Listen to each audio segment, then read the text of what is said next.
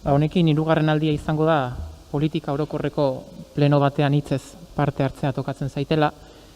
Lehenengoa izan zen aurreko agintaldiko azkeneko politika orokorreko plenoan eta agintaldi honetako lehenengo biak eta bigarren hau 2020koa.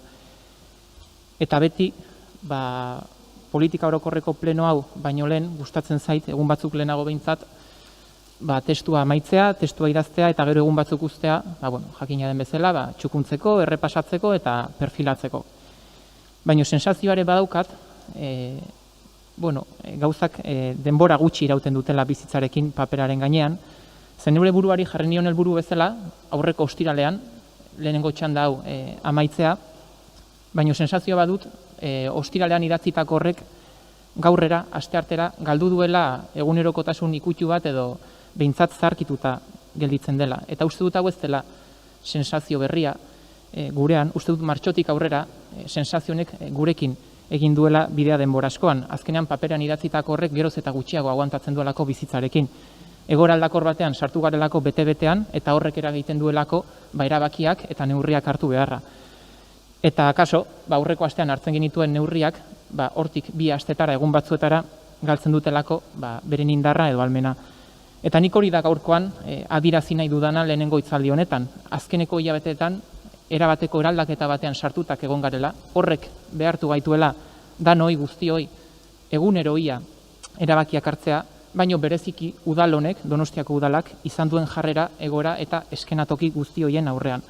Esta situación de cambio constante hace que haya que tomar decisiones de forma continua y probablemente lo que ha ocurrido y lo que hemos visto ha sido que medidas que se tomaban una semana, a los pocos días también se quedaban anticuadas, porque desde marzo hemos entrado en una época de cambio y escenarios constantes que nos ha hecho tomar decisiones casi de forma diaria.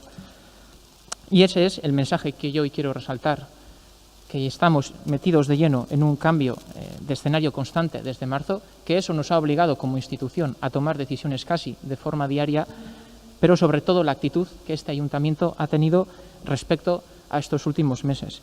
Y antes de seguir con mi exposición frente al resto de grupos municipales, a mí también me gustaría hacer una pequeña referencia, y es en concreto a las y los donostiarras. Inork ez du zalantzan jartzen 2020 urte hau urte zaila ari dela izaten, eta antza denez ere, datozen hilabeteak eta datozen 2021 urtea ere, erritmo bera jarraituko du, sakrifizio eta esfortzu egiteko momentuak bizi izan ditugu eta guretzako oinarrizkoak ziren gauza askori ere uko egin diogu. Baina esfortzu guzti horiek beti egon dira bideratuak kolektiboaren onura lortzeko, hau da, beti izan dugu presente ondorengo premisa, bakoitzak bere buruaz zaindu behar zuela, norbanakoa zaindu behar zuela, ingurukoa ondokoa, kolektiboa zaintzeko.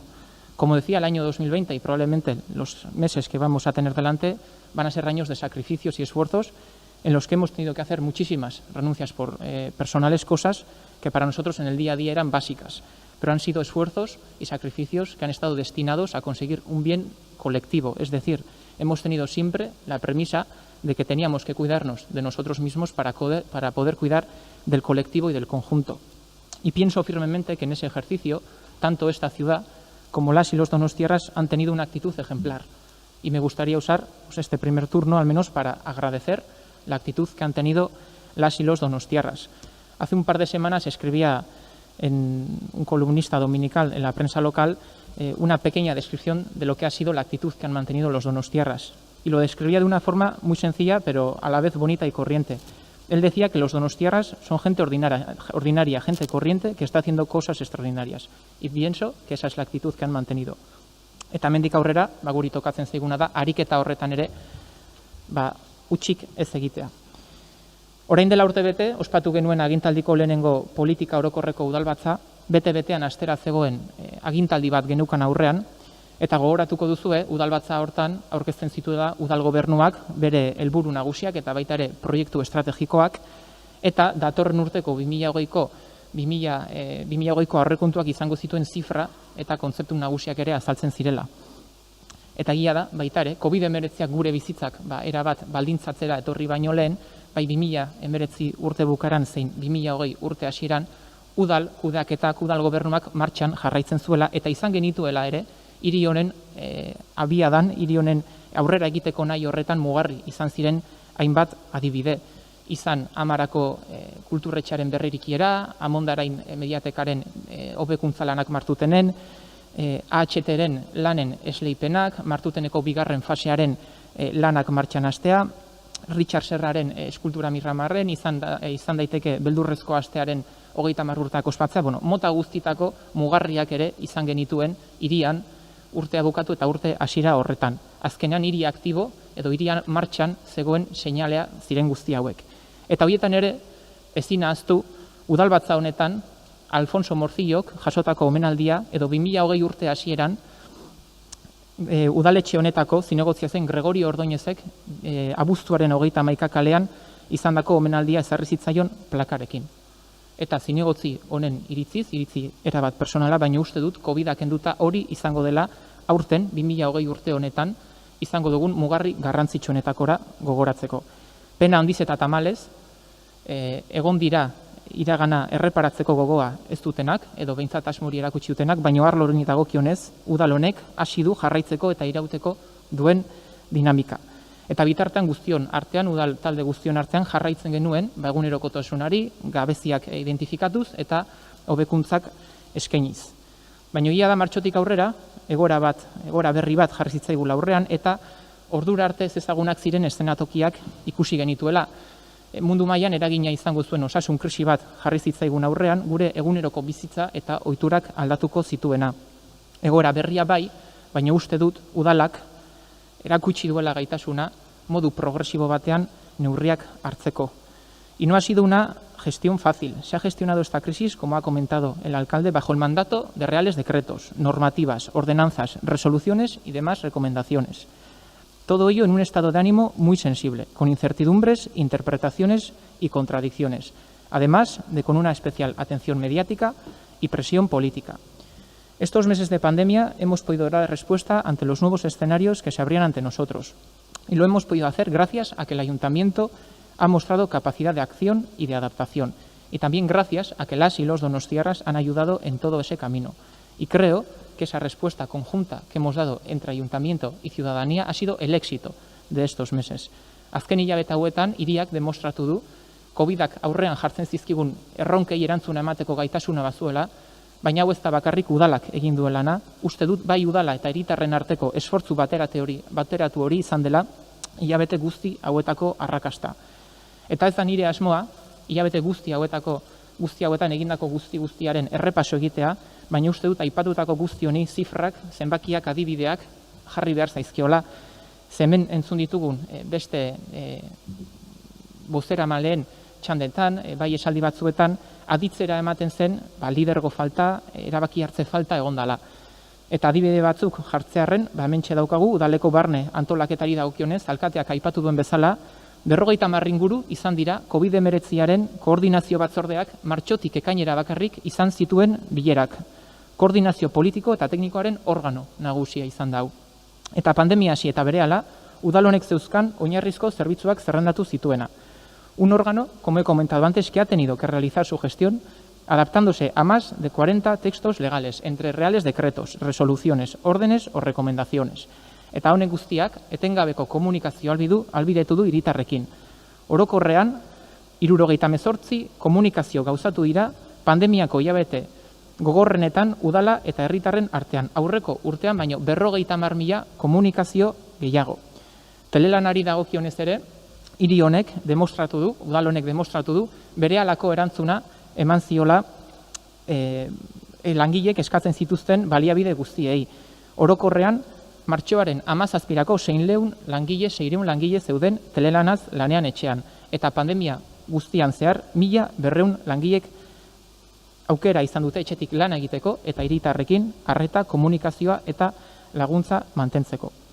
30.000 personekin konektatzea edo harremanetan jartzea zeukan helburu lagunkate egitasmoak. 75 urtetik gorakoekin harremanetan jartzea. Eta hau guztia posible izan da udaleko 140 langilei esker.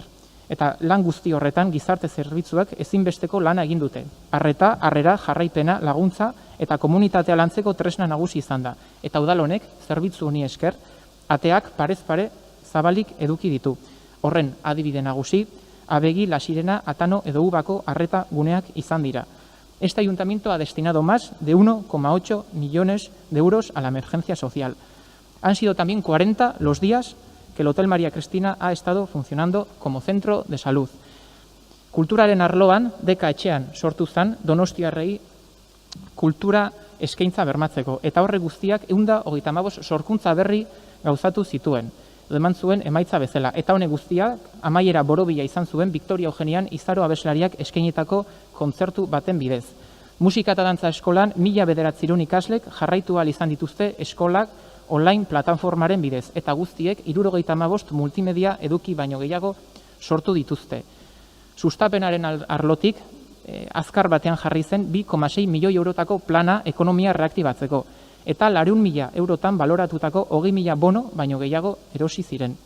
En el plano económico-financiero han sido constantes los reajustes presupuestarios, el análisis de la contratación administrativa.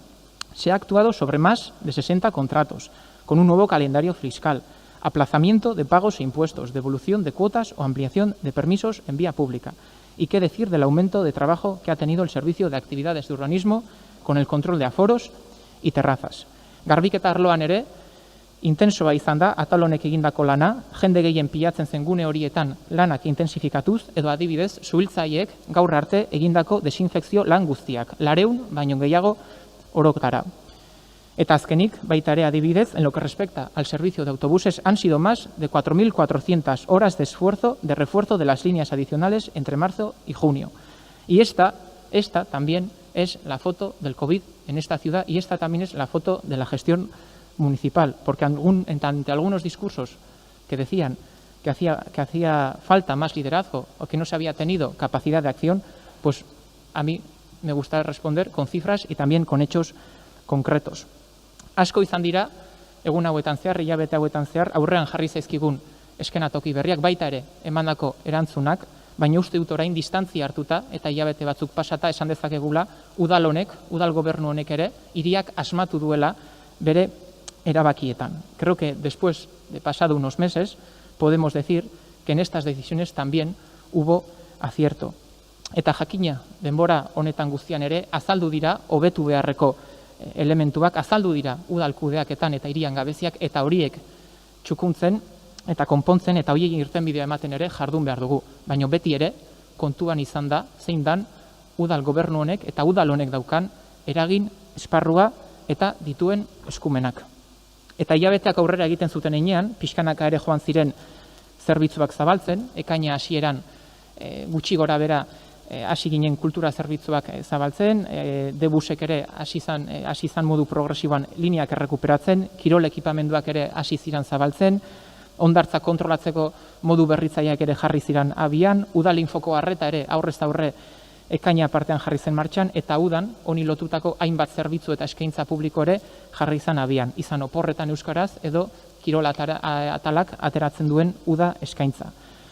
Eta nik aipamen berezia, bai egin nahi diodala kulturak jokatu duen paperari, seguruna baita ere modu intenso batean bizi izan dudalako, baina hiri honek 2016 urtean jaso zuen kultura hiriburutzaren tituloa, eta behin eta berriz esaten genuen urte hartan, hau ez zala soilik urtebete iraungo zuen tituloa, eta 2020 urte honetan uste dut hiriak demostratu duela, oraindik ere jarraitzen duela kultura hiriburu izaten.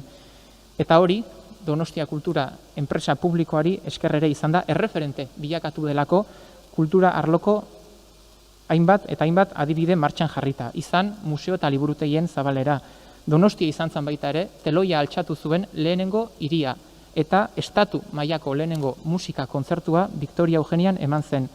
Udako antzerkia errekuperatzeko gaitasuna ere izan dugu, eta zer esanik ez euskarako antzerkiak izan duen arreta. Guztira honek, uda osoan zehar, 26.000 sarreren salmenta baino gehiago utzi du. Kultura sektorea zaintzeko eta Donostiarrei uda atseginagoa egiteko asmoz sortu zen abuztua Donostian egitaraua. Honek ere 1,4 milioi euro bideratzea ahalbidetu zuen ekoizpenera eta sorkuntzara. Jasaldia, musika 15aldia edo zinemaldia ospatzeko gaitasuna izan dugu. Tabakaleraren 5 urteak eta modu bitxi eta kuriosoan, baino estropadak ere ikusi ditugu Donostiako badian. El 29 de abril de este mismo año se juntaban los principales agentes y actores culturales de la ciudad en este ayuntamiento y en esa reunión se tomó la decisión de que se recuperaría la programación cultural en cuanto las medidas sanitarias así lo permitiesen. Era una decisión arriesgada y era una apuesta, pero creo que aquello también fue un acierto. Eta nik kultura arloan egin dut azpimarra, baina uste dut, kultura arloan aipatutako esfortzu guzti hau udaletxe honetako edozein atal, departamentu, organismo edo erakunde publikotara ere bideratu genezakela eta emaitzare berdina izango litzatekeela. Eta hemendik aurrera, udal gobernu honek eta orokorrean hiriak bi esparrutan egin beharko du aurrera. Alde batetik, pandemiak utziko dizkigun erronka berriei eta behar berriei aurre egiten, eta bestalde, baita ere, hiriak aurrera egiteko beharrezkoak dituen zerbitzu publiko, inbertsio eta proiektuak identifikatuta eta noski hauek guztiak exekutatuta. Eta hori, erraza izango eztan, egoera ekonomiko batean gauzatu behar izango dugu, eta uste hortan ene zintzo jokatu beharko dugula gure herritar guztiei argi eta garbi hitz egin da. Baina esan bezala, udal honek ere badauzka apustuak mai gainean, hiriak aurrera egiteko, bai udal gobernu honek kudeatzen ditunak zein gure hirian eragina duten gainontzeko erakundek ere kudeatzen dituztenak. Udalaren kudeaketa eta herritarren zerbitzuak hobetzera bideratuak dauzkagu ekipamendu plana, udal honetako lanak, Atoitxako artxibo berria, auzoetako foroa, Bretxako merkatu plaza berria eta hortik etorriko dan kirol ekipamendua, ambulategia eta baita ere Aieteko ambulategia, Debizirein eskaintza berria edo Altzako kiroldegia. Hiriaren garapena eta honen hobekuntzari lotuta dauzkagu Antxo Jakitunaren lanak, Loiolako trabesia, zalantzari gabe topoa eta honek ekarriko dituen eraldaketa guztiak, Txominenea, Martuteneko bigarren fasea edo eskuzaitzeta jardueraz betetzea. Kultura arloan, Kristina Iglesiasen lana izango da, ziurrenik 2021 urtean udalak izango duen kultura arloan mugarririk handiena, edo haizearen orraziari babes altuagoa emateko borondatea, eta jakina, urte bukara hasiera hontan ere, Pepukek izango du azkenik bere behin betiko onarpena. Eta hiritarren kohesioa lantzen aurretik aipatutako plaken dinamikarekin jarraituko dugu. Además de dar respuestas a las necesidades, a las situaciones que el COVID nos va a poner enfrente, también tenemos ejemplos de proyectos que van a hacer que esta ciudad avance y creo que los citados anteriormente son muestra de ello. Como he comentado al comienzo de mi intervención, estamos en un contexto de cambio permanente, pero tan importante como tomar decisiones es la actitud que se tiene ante ellas y la actitud en concreto que ha mantenido este ayuntamiento. Y creo que el ayuntamiento ha demostrado estar cerca de las personas durante estos meses y lo ha hecho de todas las maneras posibles, ya sea felicitando los cumpleaños en las residencias, con acciones como Laguncate, comunicando de forma clara la información disponible en todo momento, garantizando la oferta cultural, reforzando los servicios de limpieza o ajustando las líneas de bus. Hemos actuado con responsabilidad y con lealtad y hemos demostrado que somos una institución fiable. Y no se ha hecho todo desde el ayuntamiento. Esto también ha sido gracias al trabajo y al esfuerzo de muchas y muchos voluntarios. Y creo que también es de justicia reconocerlo. Eta amaitzeko, udala osatzen dugun guztiok, bai ordezkari politiko zein langileek, eta baita ere udalarekin ari diren eragile guztiek, erakutsi dugu aurrera egiteko gogoa eta nahia. Eta bide horretan, udal talde hau, EAJ-PNV, beti egongo da lanerako prest.